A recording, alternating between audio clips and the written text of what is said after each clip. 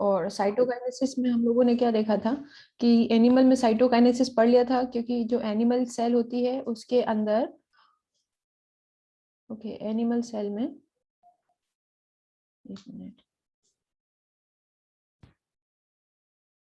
Okay, तो animal cell में हमने देखा था कि प्लाज्मा मेम्ब्रेन ही होती है, एनिमल सेल में सेल वॉल नहीं होती है, तो जो साइटोकाइनेसिस है वो थोड़ा ईज के साथ हो जाता है। लेकिन प्लांट सेल में है, दो न्यूक्लियस हैं अलग अलग, ठीक है, ये सेपरेट क्या हो गए हैं, न्यूक्लियस, और ये न्यूक्लियस सेपरेट। और यहाँ पर एक थोड़ी सी प्रॉब्लम आती है, और प्रॉब्लम ये होती है कि यहाँ पर सेल वॉल होती है तो क्या हो, ठीक है। तो अब सेल वॉल होने के लिए क्या होता है कि सेल वॉल जो है वो साइड में से बीच में नहीं जा सकती है, ठीक है। ये तो साइड में से फरो आ गया था, बीच में चला गया था, it can not go from side toward centre. तो क्या होता है कि धीरे धीरे यहाँ पर, यहीं पर बहुत सारे वेसिकल्स होते हैं। वेसिकल्स क्या होते हैं बच्चे, वेसिकल्स होते हैं छोटे छोटे से बैग्स लाइक स्ट्रक्चर, जिसमें बहुत सारे केमिकल्स भरे हुए होते हैं। तो ये क्या होते हैं, छोटे छोटे से वेसिकल्स होते हैं, और ये जो वेसिकल्स हैं ये क्या होते हैं, धीरे धीरे सेंटर में क्या होने लग जाते हैं, जमा होने लग जाते हैं, ठीक है। तो ये हैं वेसिकल्स, और ये वेसिकल्स धीरे धीरे सेंटर में जमा होते हैं, ठीक है, यहाँ सेंटर में जमा होते हैं। और सेंटर से जमा होते होते ये जो है साइड में धीरे धीरे क्या होते हैं, फैल जाते हैं। तो धीरे धीरे सेंटर में जमा होते हैं और धीरे धीरे कहाँ निकल जाते हैं, साइड की तरफ धीरे धीरे फैलने लग जाते हैं, ठीक है। तो ये जब सेंटर में इकट्ठे हो जाते हैं तो ये बनाते हैं सेल प्लेट। क्या बनाते हैं, सेल प्लेट, ठीक है। और ये फिर सेल प्लेट धीरे धीरे धीरे धीरे धीरे धीरे दोनों साइड में, साइड की तरफ फैल जाती है। तो एनिमल सेल में साइड से सेंटर की तरफ आ रहा था, और प्लांट सेल में सेंटर से साइड की तरफ जा रहा है। यहाँ पर ये सेल वॉल आ गई, और ये सेल वॉल धीरे से किससे कम्युनिकेट हो जाती है, प्लाज्मा मेम्ब्रेन से कम्युनिकेशन इसका हो जाता है। तो सेल प्लेट बनी, ठीक है, और सेल प्लेट किससे कम्युनिकेट हो गई है, प्लाज्मा मेम्ब्रेन से सेल प्लेट जुड़ गई है यहाँ पे, ठीक है। अब जो है इसे सेल प्लेट भी बोल सकते हैं, और आप पढ़ोगे थोड़ा एक्स्ट्रा पढ़ाएंगे जब इसे फ्रैगमोप्लास्ट भी बोलते हैं। अब ये जो है सेल प्लेट फॉर्मेशन हो गई है, और अब क्या होता है कि सेल प्लेट में से ही सिक्रीशंस होने लग जाते हैं। तो ये सेल प्लेट जो है वो क्या करती है कि नई प्लाज्मा मेम्ब्रेन और नई सेल वॉल क्या कर देती है, फॉर्मेशन कर देती है। तो इसे नेक्स्ट स्लाइड पर बताऊंगी मैं।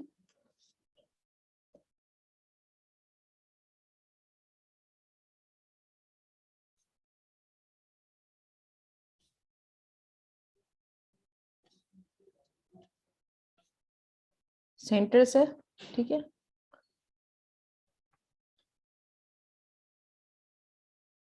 ये जुड़ गई है, ठीक है। This is cell wall, this is plasma membrane, ठीक है। और ये सेल प्लेट जो है ये किससे जुड़ गई है, प्लाज्मा मेम्ब्रेन से अटैच हो गई है। अब ये जो सेल प्लेट होती है ये क्या करती है कि नई प्लाज्मा मेम्ब्रेन भी सीक्रेट करने लग जाती है, और नया क्या करेगी, सेल वॉल भी सीक्रेट होने लग जाएगी। तो इसमें से कुछ कंपोनेंट्स निकलेंगे, ठीक है। और कंपोनेंट्स आने की वजह से क्या होगा कि प्लाज्मा मेम्ब्रेन और सेल वॉल यहाँ पर सिंथेसाइज हो जाएगी, ठीक है। तो प्लाज्मा मेम्ब्रेन सिंथेसाइज हो जाएगी, और क्या सिंथेसाइज हो जाएगी, सेल वॉल नहीं सिंथेसाइज हो जाएगी। कुछ केमिकल्स निकलेंगे जैसे कि सेल्यूलोस वगैरह, सेल्यूलोस आपने पढ़ा है क्या काम करती है, ठीक है। तो फिर क्या होगा, यहाँ पे ये दो सेल जो है पूरी की पूरी क्या हो जाएगी, सेपरेट हो जाएगी, सेल प्लेट बीच में है, ठीक है। पर ये, ठीक है, और ये नई दो सेल सिंथेसाइज हो रही हैं इस तरीके से, ठीक है। So this is cell wall, cell wall नई सिंथेसिस हो गई है, ठीक है। अब ये जो सेल प्लेट है, ठीक है, प्लाज्मा मेम्ब्रेन से ये जुड़ी, और प्लाज्मा मेम्ब्रेन से ये यहाँ पर क्या होगी, प्लाज्मा मेम्ब्रेन अटैच हो गई थी, हमने देखा प्लाज्मा मेम्ब्रेन क्या हुई, अटैच हो गई थी। और यही जो सेल प्लेट है उसने क्या करा, मटेरियल सीक्रेट करे, सेल वॉल लेट डाउन हो गई है यहाँ पर, तो नई यहाँ पर क्या लेट डाउन हो गई है, सेल वॉल नई लेट डाउन हो गई है, और नई क्या आ जाएगी, प्लाज्मा मेम्ब्रेन भी क्या हो जाएगी, सिंथेसाइज हो जाएगी धीरे धीरे। और फिर क्या होता है कि ये जो सेल प्लेट है ये बीच में रहती है, और बाद में ये जो है वो किसका काम करती है, मिडिल लेमिला का भी काम करती है। किसका काम करती है, मिडिल लेमिला। मिडिल लेमिला क्या होता है, आपने जब मैंने आपको सेल चैप्टर पढ़ाया था तो उस टाइम पर मैंने आपको मिडिल लेमिला बताया था। तो मिडिल लेमिला क्या होती है, दो सेल वॉल के बीच में, जब मैंने आपको सेल चैप्टर पढ़ाया था तो मिडिल लेमिला क्या करती है, दो सेल के बीच में क्या करती है बेटा, कम्युनिकेशंस करती है, दो सेल के बीच में कम्युनिकेशंस करती है। और ये मिडिल लेमिला जो है कहीं कहीं से प्रेजेंट नहीं होती है, बीच बीच में कहीं कहीं मिडिल लेमिला क्या होती है, गायब हो जाती है। ठीक है, बीच बीच में, और ये जो है गायब हो जाती है, इसे क्या बोलते हैं, प्लाज्मोडेस्मेटा। क्या बोलते हैं इसको, प्लाज्मोडेस्मेटा। प्लाज्मोडेस्मेटा क्या होता है, दो सेल के बीच में कम्युनिकेशन या क्या होती है, चैनल्स होती हैं। खैर अभी नहीं पढ़ना इतना डिटेल में। तो मिडिल लैमेला बहुत इंपॉर्टेंट है, क्योंकि ये दो के बीच में क्या करती है, गायब नहीं होती सेल प्लेट, प्लाज्मा मेम्ब्रेन से जुड़ के और नई सिक्रेशन शुरू करती है, सेल वॉल आ जाएगी और प्लाज्मा मेम्ब्रेन सेपरेट बन जाएगी। और ये जो है मिडिल लैमेला क्या करती है, दो सेल को क्या करती है, दो सेल को क्या करके रखती है, अटैच करके रखती है। ठीक है, फिर इससे दो बनेगी और इससे फिर नई दो बनेगी, तो सेल क्या होगी, अटैच हो, दो सेल आपस में अटैच ही रहेंगी। बहुत सारी सेल आपस में कम्युनिकेट करती है with the help of middle lamella.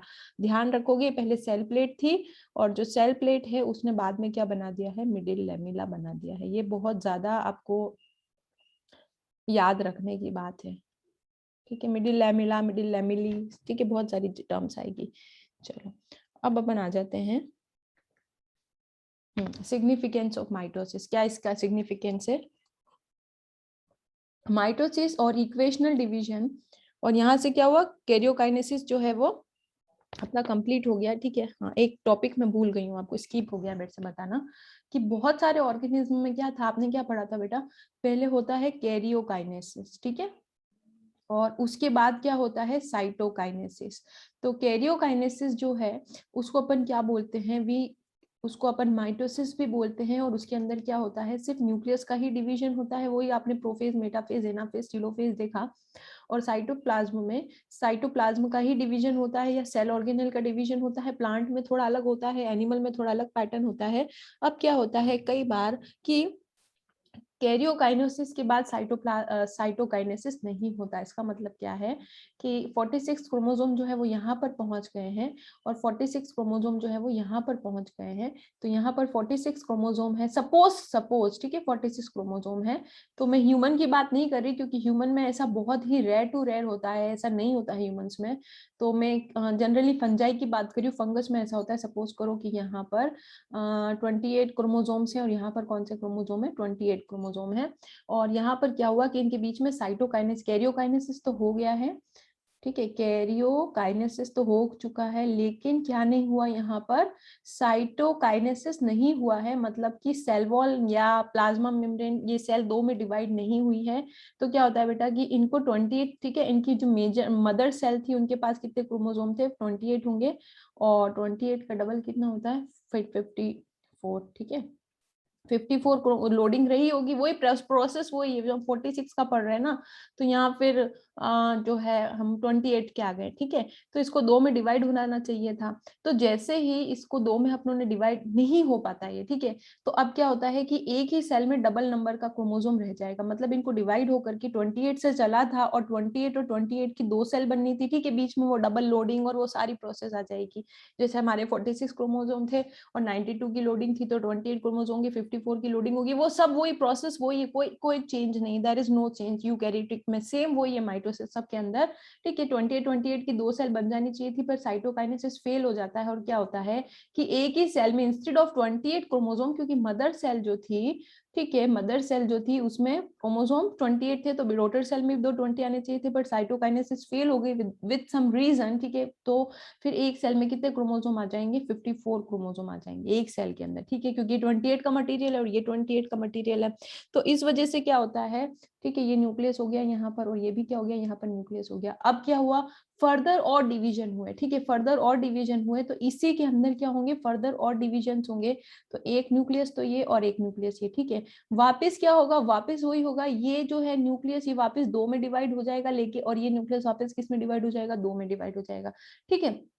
तो ऐसे मल्टीपल डिविजन्स चलते चले जाएंगे, तो न्यूक्लियसेस तो बहुत ज्यादा बन जाएंगे, क्या बन जाएंगे, बहुत सारे न्यूक्लियस। लेकिन साइटोकाइनेसिस नहीं होगा, हर बार कैरियोकाइनेसिस ही होगा। और न्यूक्लियस बार बार डिवाइड होते रहेंगे, लेकिन इनके अंदर किसी भी तरीके की सेल वॉल लेट डाउन नहीं होगी या प्लाज्मा मेम्ब्रेन लेट डाउन नहीं होगी, क्योंकि फंगस में तो सेल वॉल और प्लाज्मा मेम्ब्रेन दोनों ही होती है। तो यहाँ पर एक कंडीशन शुरू हो जाएगी जिसे अपन क्या बोलते हैं, मल्टी न्यूक्लिएट कंडीशन। ठीक है, मल्टी न्यूक्लिएट कंडीशन, क्योंकि फंगस में बहुत ज्यादा ही फ्रीक्वेंट होती है, बहुत ज्यादा होती है, इसलिए मैंने आपको बताया। हमारे अंदर मल्टी न्यूक्लिएट बेटा नहीं होता, ह्यूमंस में नहीं होती। ठीक है, फंगस में तो हर किसी फंगस में मिल जाएगी। वो सेप्टा बताया था ना मैंने, सेप्टा, ये सेप्टा, सेल वॉल डल ही नहीं रही है, एक में दो हो गई, फिर ये डिवाइड करके फिर ये दो बनाएगा, फिर ये डिवाइड करके फिर दो बनाएगा, बनाते ही रहेंगे बनाते ही रहेंगे, और सेल वॉल कभी आएगी नहीं, और टू सेल कभी सेपरेशन जोन में जाएगी नहीं। जैसे यहाँ पर ये दो सेल बिल्कुल सेपरेट हो गया, मैं सेल सेपरेट मानूंगी। ठीक है, क्योंकि इनके बीच में क्या है, कनेक्शंस बैठे हुए हैं। ठीक है, सेल वॉल पूरी आ गई है, पर बीच में कनेक्शन बैठे हुए हैं, कंप्लीट सेल वॉल आ गई है, प्लाज्मा मेम्ब्रेन आ गई है, बट मिडिल लेमिला अभी भी बीच में बैठी हुई है। तो मल्टी न्यूक्लिएट कंडीशन बोलते हैं, या क्या बोलते हैं इसे, सिंसिटियम।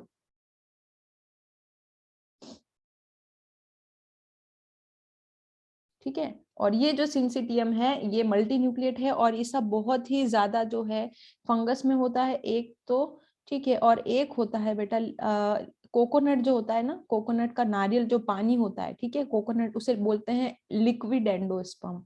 क्या बोलते हैं, लिक्विड एंडोस्पर्म। वो 12th में मैं आपको पढ़ाऊंगी ये चीज, लिक्विड एंडोस्पर्म क्या होता है। लिक्विड एंडोस्पर्म जो नारियल का पानी जो होता है ना, उसे लिक्विड एंडोस्पर्म बोलते हैं। तो ये अपना यहाँ पे साइटोकाइनेसिस जो है वो कंप्लीट हो जाता है। फिर अपन आ जाते हैं इसके थोड़ा सिग्निफिकेंस पर, और आज इस डायग्राम का बहुत काम पड़ेगा अपनों को।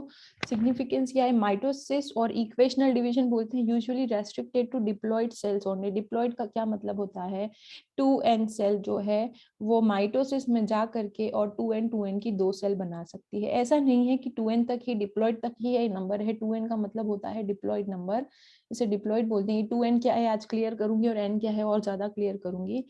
तो ये होता है नहीं ऐसा नहीं है, बहुत सारी सेल होती हैं, जैसे कोई सेल होती हैं एन, जिसे क्या बोलते हैं अपन, हैप्लॉइड बोलते हैं। ठीक है, तो इनमें भी हो सकता है। एक्चुअली क्या होता है कि जब आपको सेल डिवाइड करनी है और जिस क्रोमोसोम नंबर से आप स्टार्ट कर रहे हो उसी क्रोमोसोम नंबर पर एंड करना है सेल को, तो आपको माइटोसिस के ऊपर जाना पड़ेगा।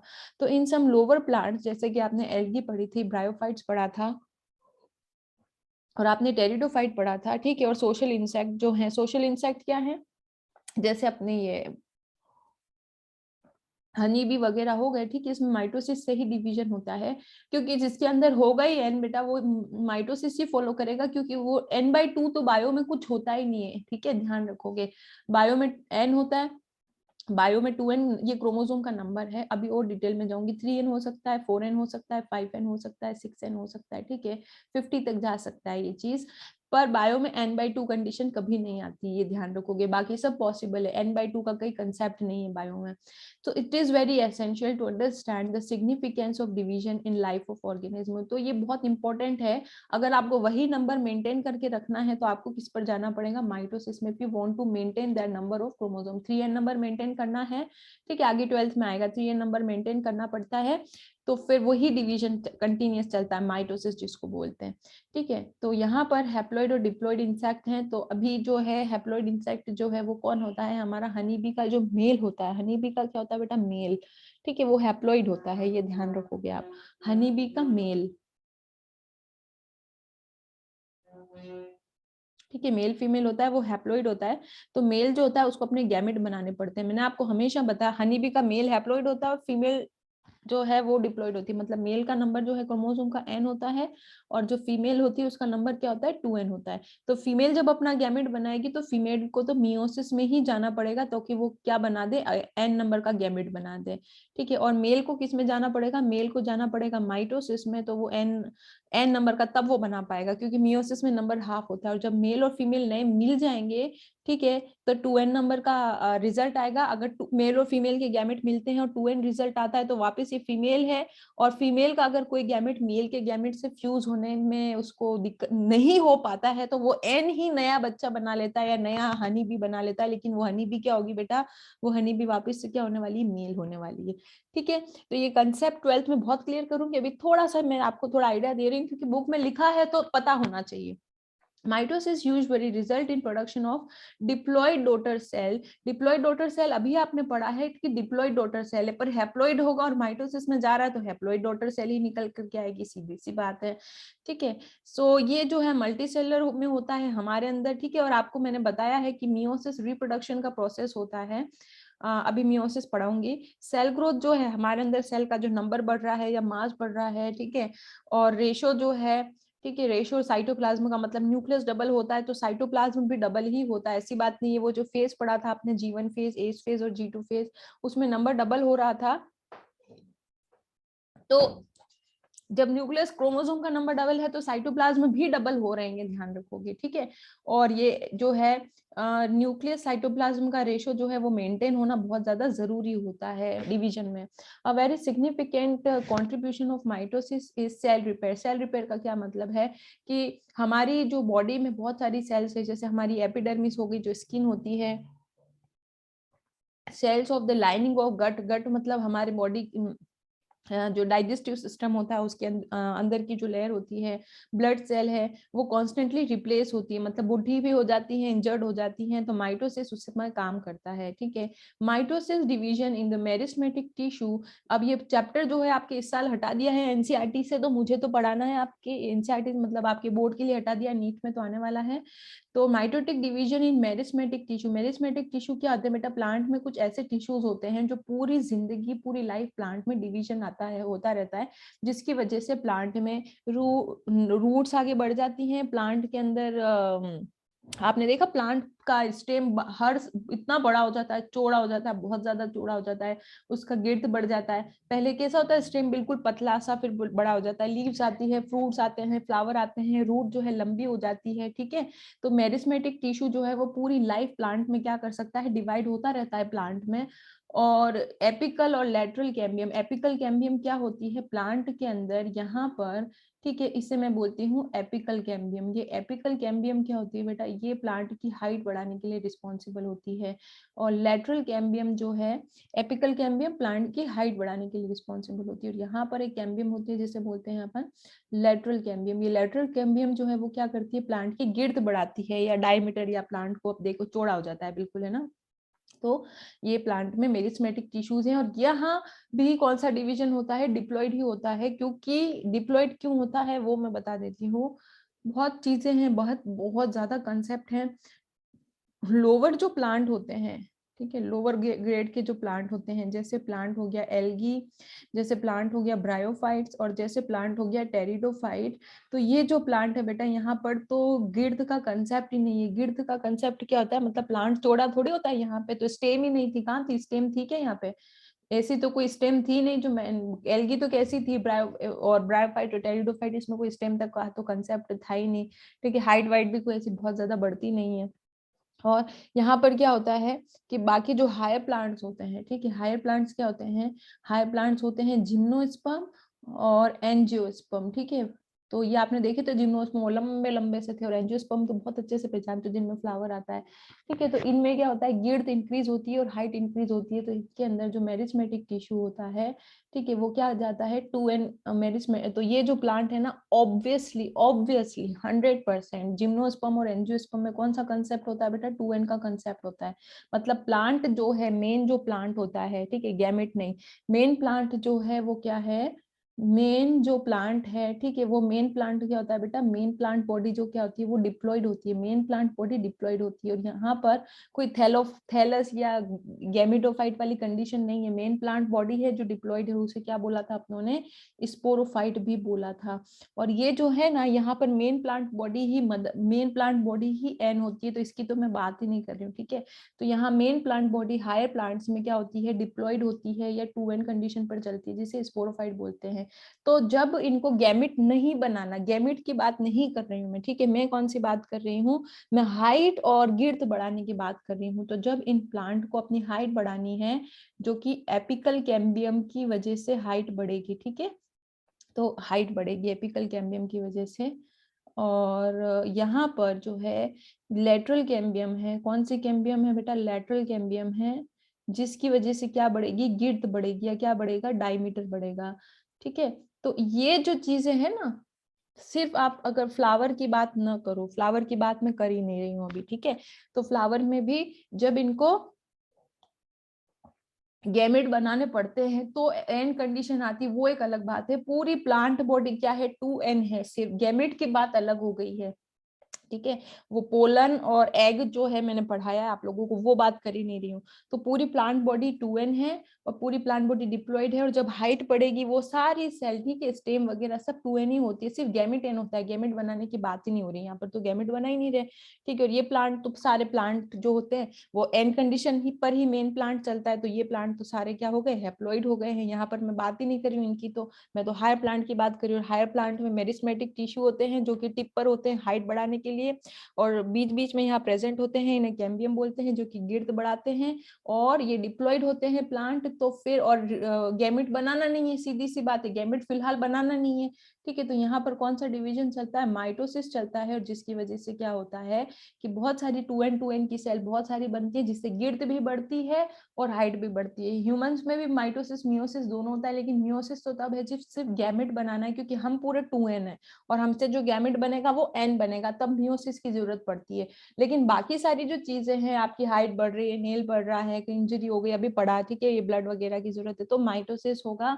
तो यहाँ पर जो है माइटोसिस जो है, ठीक है, वो होता है। और कब होता है माइटोसिस, जब रिप्रोडक्शन नहीं करना पड़ता है। कंसेप्ट है कि आपको बनाना क्या है, आपको 2n से 2n ही बनाना है, आपको 2n से n बनाना है, या आपको n से n बनाना है, ठीक है। बायो में n/2 का कोई कंसेप्ट नहीं है, ध्यान रखोगे।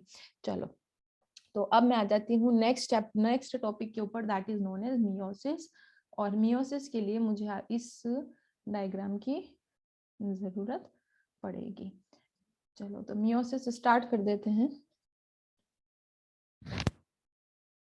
इसको पढ़ोगे बार बार, एक एक लाइन को मैंने पढ़ने का तरीका बताया है ना, कैसे पढ़नी है बायो।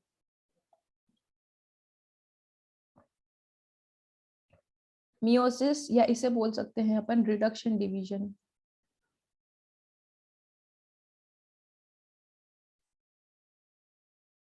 ठीक है।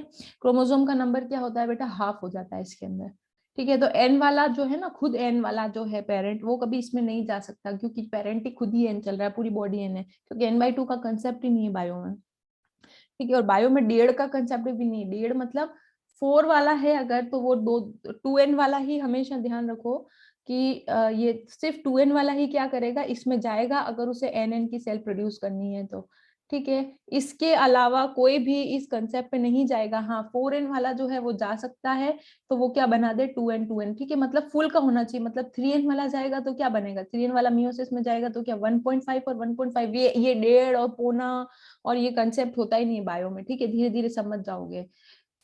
3n वाला 5n वाला नहीं जा सकता, सिर्फ इवन वन नंबर वाला ही मियोसिस में जाएगा, ये ध्यान रखोगे। कौन सा जाएगा बेटा मियोसिस में, सिर्फ जिसके क्रोमोसोम क्या होंगे, इवन नंबर पे होंगे, ठीक है, इवन नंबर पे होंगे वही जाएगा, ऑड नंबर वाला नहीं जाएगा। चलो स्टार्ट करते हैं। तो प्रोडक्शन ऑफ ऑफ स्प्रिंग क्या होता है, बच्चे पैदा करने के लिए, नए बच्चे बनाने के लिए हर ऑर्गेनिज्म को मियोसिस में जाना पड़ता है, बशर्ते और खुद 2n हो, तो मियोसिस में जाके nn के अपने गैमेट बना लेगा। तो यहाँ पर जो है गैमेट बनाने के लिए स्पेशल सेल होती है। मैंने आपको एक चीज बहुत पहले ही बता दी थी, और मैंने ये कहा था आप लोगों को कि मैं जो बाद में पढ़ाना है वो मैं पहले पढ़ा रही हूँ। आप में से एक स्टूडेंट गायब हो गई है, आने दो उसको।